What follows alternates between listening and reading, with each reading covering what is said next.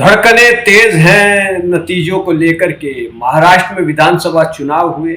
महाराष्ट्र में 288 विधानसभा सीटें हैं। यहां पर बहुत ही दिलचस्प तरीके से मुकाबला हुआ। महायुति और महाविकास आघाड़ी के बीच यहां पर कांटे की टक्कर मानी जा रही है।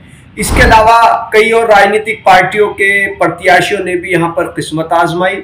तो कुछ प्रत्याशी बहुत ही मजबूत तरीके से आज़ाद तौर पर, निर्दलीय तौर पर भी चुनावी मैदान में मजबूती से चुनावी मुकाबला किया उन्होंने, और उन पर भी सबकी नजरें टिकी हुई हैं कि ये प्रत्याशी क्या कमाल कर पाते हैं।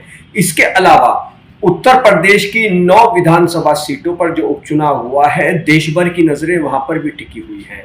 इसकी बड़ी वजह यह है कि वैसे तो इस उपचुनाव से ना तो किसी की सरकार बनेगी और ना ही किसी की सरकार सत्ता से बेदखल होगी।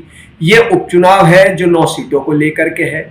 ये उपचुनाव वो है जो कि लोकसभा चुनाव में सीटें खाली हुई थी, वहां पर ये उपचुनाव हो रहा है। लेकिन इस उपचुनाव पर सबसे ज्यादा नजरें टिकने की वजह यह है कि लोकसभा चुनाव में भारतीय जनता पार्टी को उत्तर प्रदेश में जो करारा झटका लगा था, जो समाजवादी पार्टी और कांग्रेस का मजबूत गठबंधन था, जो इंडिया गठबंधन रहा, उसने उत्तर प्रदेश में भारतीय जनता पार्टी की, ये कहना गलत नहीं होगा कि जो उम्मीदें भारतीय जनता पार्टी को दी उसको बड़ा झटका दिया था लोकसभा चुनाव में।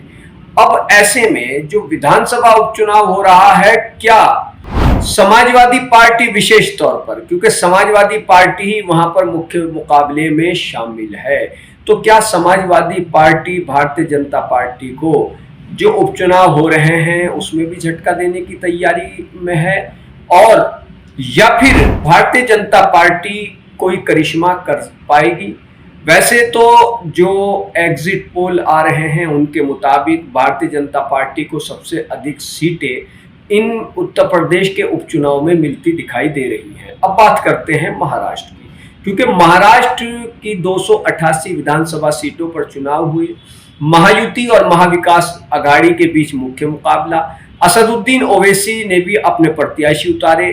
करीब 16 सीटों पर उन्होंने चुनावी मैदान में अपने प्रत्याशी उतारे, बहुत मजबूती के साथ वो चुनाव लड़े, उन पर भी सबकी निगाहें टिकी हुई हैं। इसके अलावा कई प्रत्याशियों पर इस बात को लेकर लोगों की नजरें हैं कि वो शायद न जीत पाए, लेकिन वो किसको हराने में कामयाब हो पाते हैं और चुनावी मैदान में उनके आने से किसको फायदा मिलता है, किसको शिकस्त हासिल होती है, इस पर सभी की नजरें टिकी हैं। तो महाराष्ट्र विधानसभा चुनाव से लेकर के उत्तर प्रदेश के उपचुनाव की सीटों पर जो मतदान हुआ उसको लेकर धड़कनें तेज हैं और नतीजे जल्दी ही आने वाले हैं। 23 नवंबर को चुनाव नतीजे आ रहे हैं। तो कीजिए मानव जगत लाइव को सब्सक्राइब। धन्यवाद।